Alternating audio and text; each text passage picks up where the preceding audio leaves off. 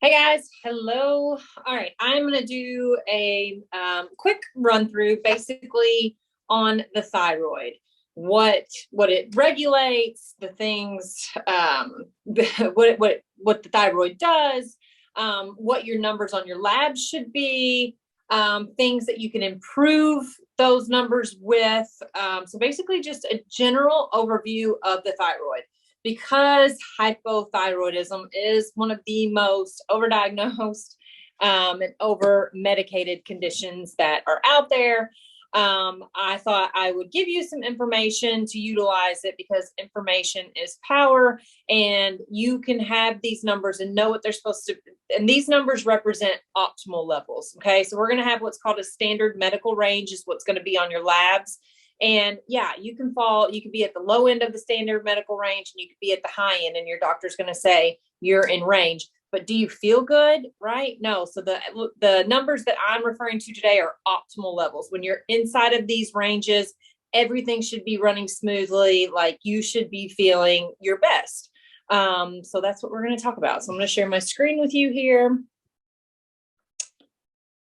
Whoops. Give me just a second to get this thing. Drives me crazy that you have to do it like this, but give me just a second, guys, to share. There has to be a better way. But this is what we're going to do.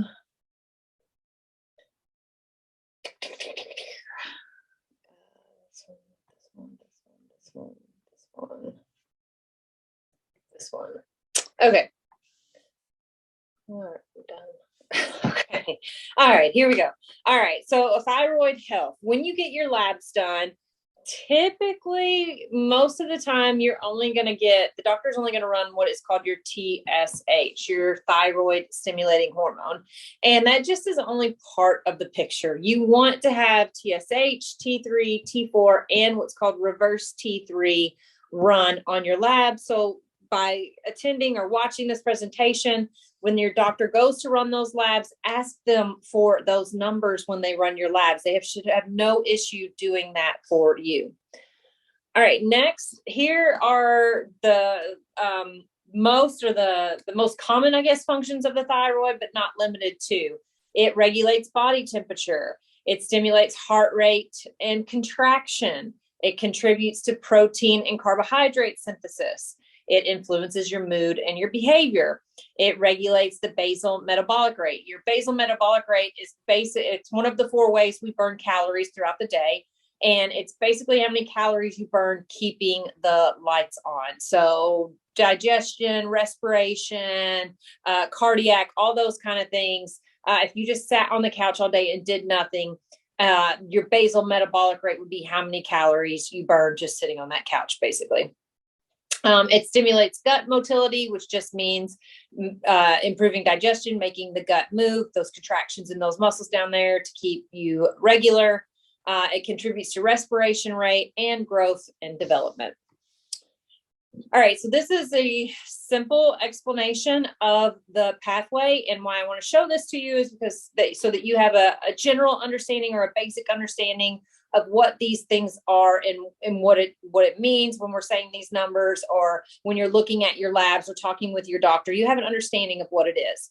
So from the hypothalamus, which is in your brain, TRH, which is thyroid releasing hormone, is released and sent to the pituitary gland, which is in your brain as well.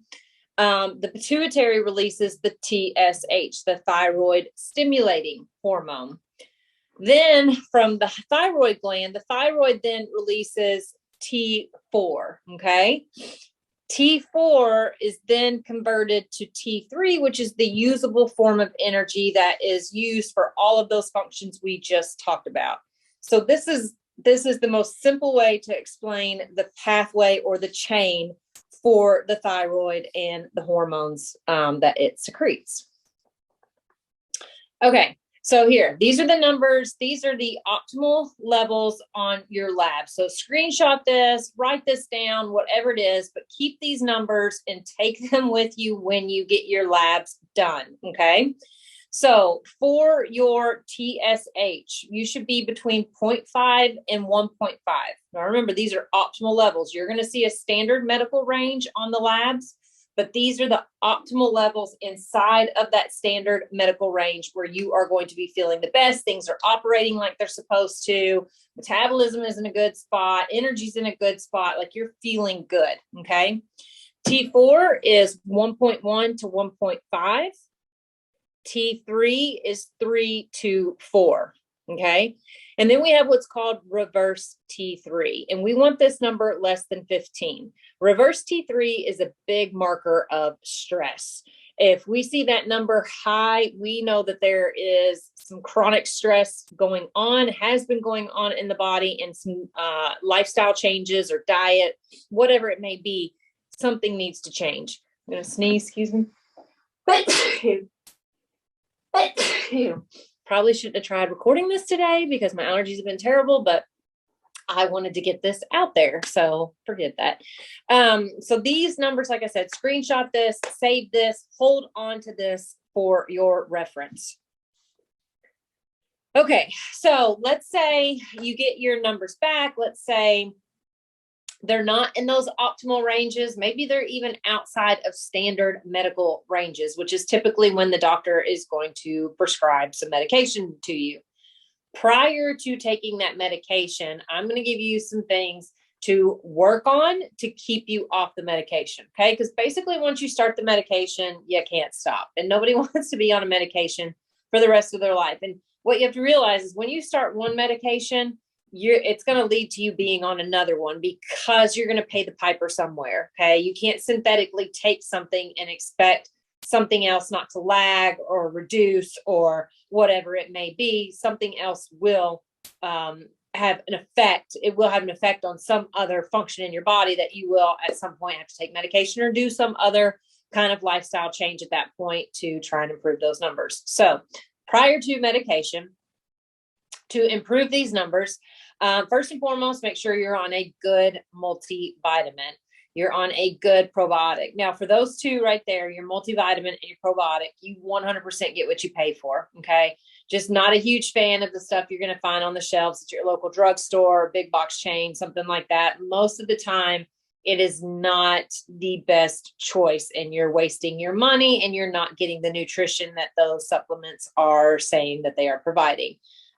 So ideally, I mean, if you're around probably $30 for a multivitamin and your probiotic, you're probably got a pretty good one. And again, I don't want to 100% guarantee that because anybody could throw crap in a bottle and charge you $30, right? But around that mark is typically where I see good products. So just something to keep in mind when you're purchasing those. The next one is called Thyroid Boost. This is by a company called New Ethics. What this is an active form of T3, basically.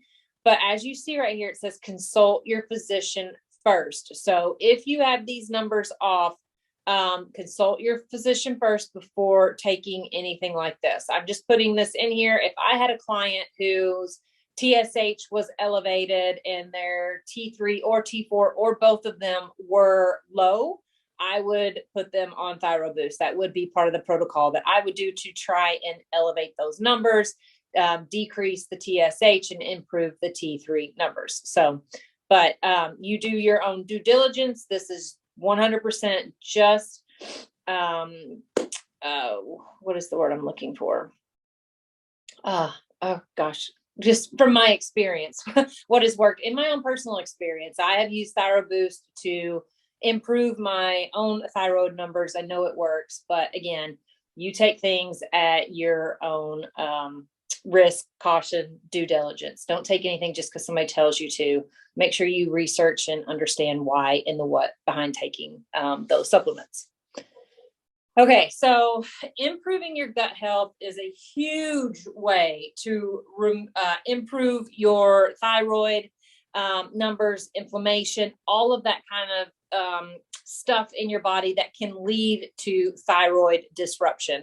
What we need to understand that most of the time, anything when we see disruption in the numbers in our thyroid, that is a cause of something else going wrong in the body. It is typically not the actual issue at hand. Like if something is going on with their thyroid, it is stimulated from something else in the body. It's not the actual issue. So gut health is a very common denominator, that when we see leaky gut, we tend to see thyroid issues, and at least 80%. I don't know the number off the top of my head, but if you Google leaky gut, I would say probably 80% of those that eat a standard American diet have leaky gut.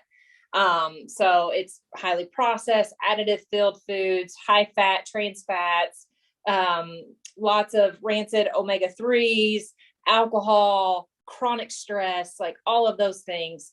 And eventually your body just says enough. And that's when it starts to sort of self-attack itself, and you'll see that expressed in the thyroid.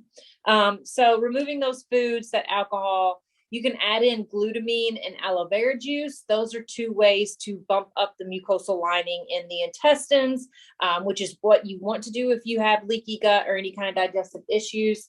You want to bump up or build up or kind of build a protective layer inside of that gut to help keep things from passing through the tight junctions and getting into your bloodstream where they're not supposed to be, and allow the intestines to heal. But you have to, you can't do the glutamine and aloe vera juice and continue to eat the crap that you're eating. You have to change the diet and the lifestyle along with it. It's just something, a supplement is a supplement. It supplements into something that you're already doing to try and improve those results for you. Self-care. Self-care is absolutely crucial to reduce stress. So when we, again, have thyroid issue, it's a stress issue, whether it be stress from eating crappy foods, lack of exercise, poor sleep, chronic life stress, work stress, illness, whatever it may be. All of those are stress, and your body does not know one stress from the other. It just knows stress. So its response is to basically down regulate all of the functionings, reducing overall calorie burn for the day, et cetera, et cetera.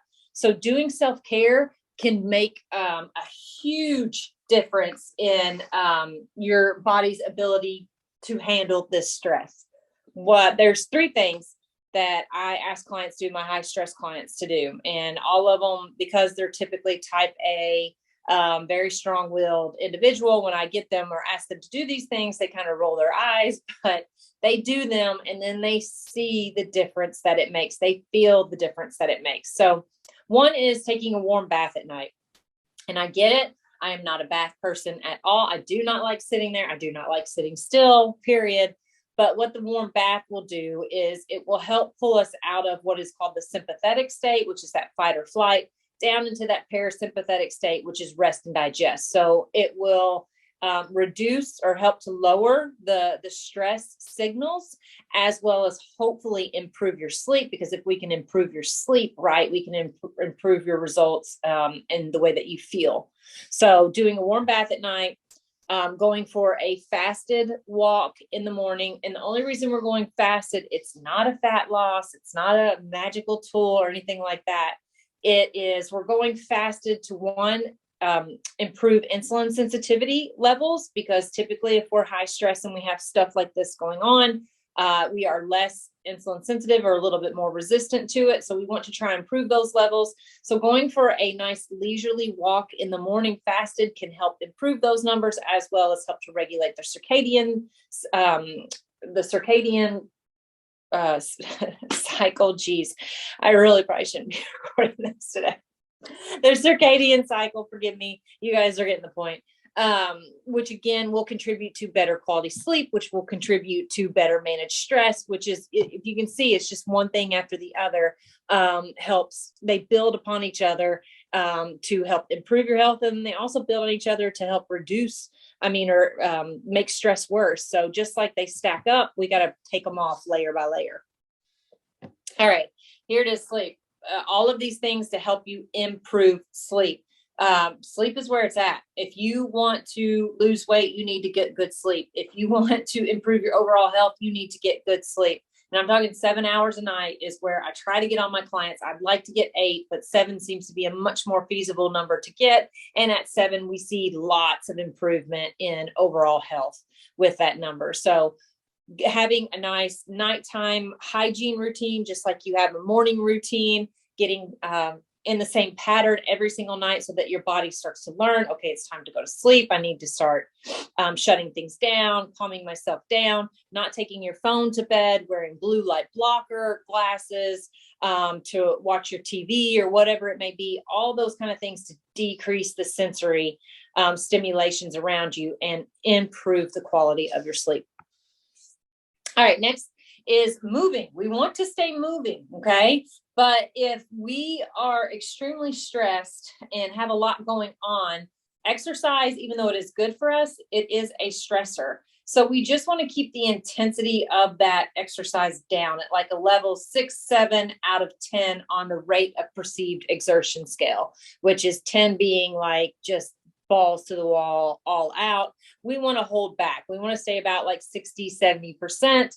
So that we're still moving, because we need to move, because that does help us reduce stress and handle stress better.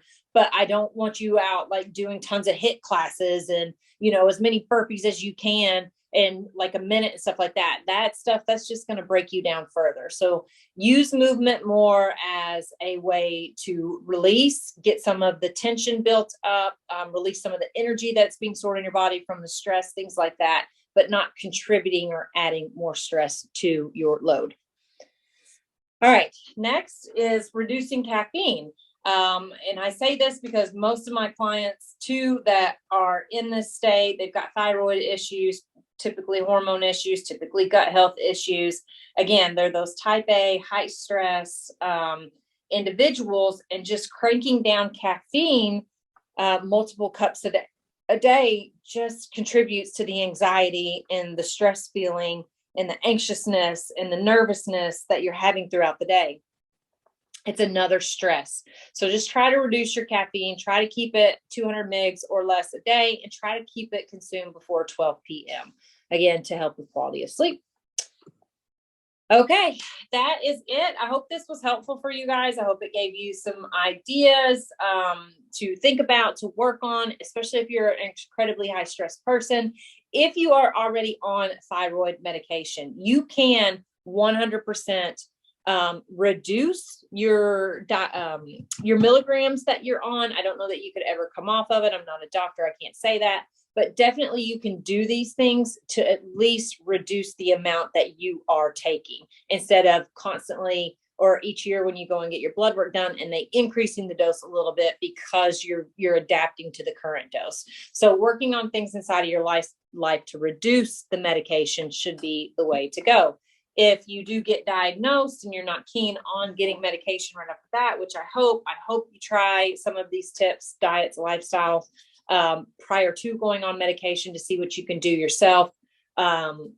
You can, it does work. It's hard and you have to put the work in, you have to change habits, but it is there.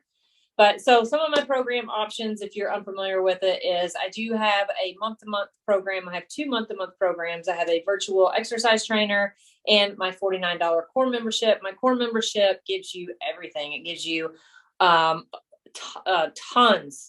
of, I don't even know how many are in there now, of virtual live workouts with me. I also provide an 8-week program training session. So if you don't want to watch me work out with me on your laptop or on your TV, I provide the other side of it, where it is a programmed 8-week strength building program that continues to build on itself. You get that as well. All the nutrition, how to do a calorie deficit, how to do a reverse diet, how to get to maintenance calories, tons and tons of information, tons of recipes. It's chock full of information. Plus, we meet twice a month through Zoom. I help you, I guide you, I answer your questions. So it's a really good, comprehensive nutrition, exercise, healthy living membership. And then I offer my Lift Nutrition program, which is a 6-week program that I run. It's small group nutrition coaching. I take 10 people at a time, and together we go through 6 weeks of trying to improve nutrition, understand nutrition, learn what works for your body, and help you start working towards your health goals. And then I also have my one-to-one coaching, where if you just want to work with me and look at my face every single week, I do have that option available as well. So if you have any questions, you can always shoot me an email. You can go to my website and hit the contact form and shoot me an email, and I am happy to get back to you. We can schedule an initial call. I can answer your questions, help you decide which program would be best for you, or if any of them, and move forward from there. But anyways, if this was helpful, please give me a thumbs up, share this video with your friends, and thanks for watching.